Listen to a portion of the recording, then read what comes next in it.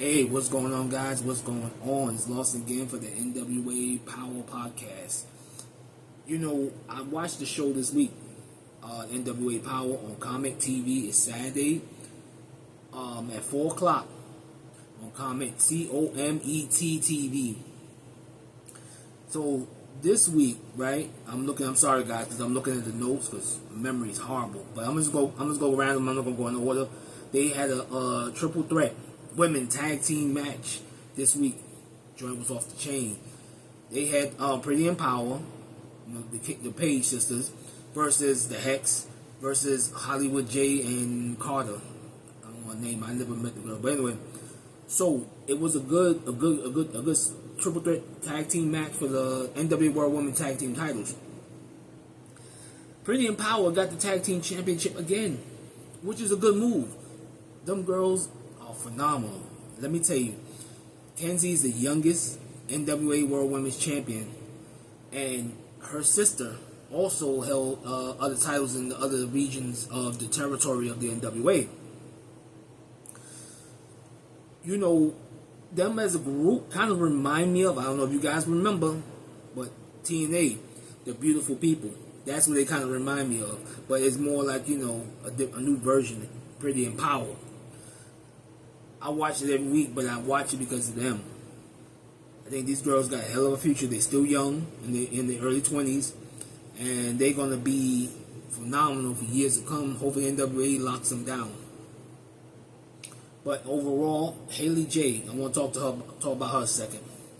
The girl been world champion in OVW, but she never been a champion in the NWA. I think Wild Women's Wrestling, she's been champion, a tag team champion, or something like that. What I learned, right, with a lot of these female wrestlers, when they come to the NWA, they get a little bit more better exposure. To me personally, Haley J, I like her style. I think she got a chance to be a future World Women's Champion. If the NWA promote her right, she can be a great champion. No doubt in my mind, guys. Listen, I'm telling you, that women's division, the NWA, they also talk about NXT, AEW. You know, I'm talking about the women's division. NWA got a solid women's division. Whether people don't realize it or not, they do. And they also got T.O. Piper. I don't know if you guys remember her, you know, but she's also the daughter of Hall of Famer Roddy Piper. The girl's a great fit for the NWA because her roots are tied to the NWA. But the way the direction is going now, even with the world champion, is Tiffany Nieves. I also like her style. I watched her on OVW. She comes to NWA, she's been a TV champion, tag team champion, now a women's world champion. You can't get no better than that. To me, it's a perfect fit. Markova's great. Natalia Markova is also the former NWA World Heavyweight Champion, women's champion, and she's phenomenal. But having that title on Nieves draws a lot of heat. And I'm not going to even talk about guys, her talent that's go behind her, but she got a giant behind her, which I ain't never seen before. I think her name is Greta. Girl's huge and dominant. I got a funny feeling, guys. Keep an eye on that. Something about to transpire with that situation. But we'll talk about that in another day. This women's division is so stacked.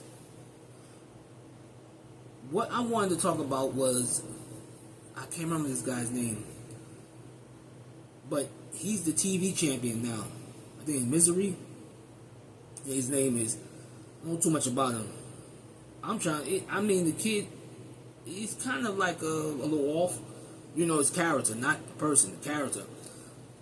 And I'm surprised they actually put the TV title around him, so they must be building something around him going forward. Because he had to be talented. Or for them to put that belt around him, he has to be extremely talented, guys. And I guess you guys will see to learn about him as time go on. Now, Tom Lattimore, former NWA World Heavyweight Champion. Latimer, my apologies. He was in action this week against somebody that I don't even know who they was. I couldn't even tell you if I know, because there's a lot of stars in the NWA today that I'm still trying to get familiar with, guys, so be patient with me. I apologizing ahead of time if I mess up their names. I'm learning as I go along. But I seen Lattimore, if this is his last run, I don't know. You know, I would hope that Camille one day will return, because Camille can also add more depth to that women's division. Moving forward, you know, this show was solid, guys. It was a solid show. There's a lot of young wrestlers that, you know, and some have been around a little while. And then some just cutting their teeth and starting to get into the, you know, to the sport. I like what they're doing. I think creatively, behind the scenes, NWA doing great. As far as marketing, I'm saying, you know, working with the talent. Anytime you could develop a young talent and a good roster. At first, I thought the territory system would be like, it's kind of dead, because, you know, the old NWA used to use it. But when I look at it now, guys, it's like, yo, that's something different. I'm like, okay, he's taking it and putting it in a different level. So basically, he's just taking the young talent from there and bringing them to the main roster, which is good. But you know what I think NWA needs as far as a fix? I think it's the commentary team. Joe Galli's great. I'm not taking that away from Danny Diaz Funny and Tim Storm. You guys are great. What I mean is, you need to add the Pope, because he did a great job in TNA when he was doing commentating. Another person, Aaron Stevens, will do phenomenal. You know, these guys can know how to talk on a mic. So hopefully at some point they'll go that route. So now, sorry guys, let me see. I'm still looking at Kerry Morton turned his back on the Sudden Six and basically turned his back on the World Heavyweight Champion, Silas Mason. It's supposed to be setting up a match at Hard to Kill between these two for the NWA World Heavyweight title. I think that's a good move. I think that could work. That could definitely work, because it's something different. You know, you got a David versus Goliath, and I would like to see that match, you know, going forward. So you see, everything works out for a reason.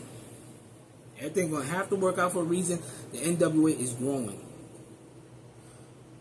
So guys, I'm not gonna keep you here long today. I just want to knock this podcast out right quick. Next week I'll have more time to talk a little bit more about other situations with the National Wrestling Alliance.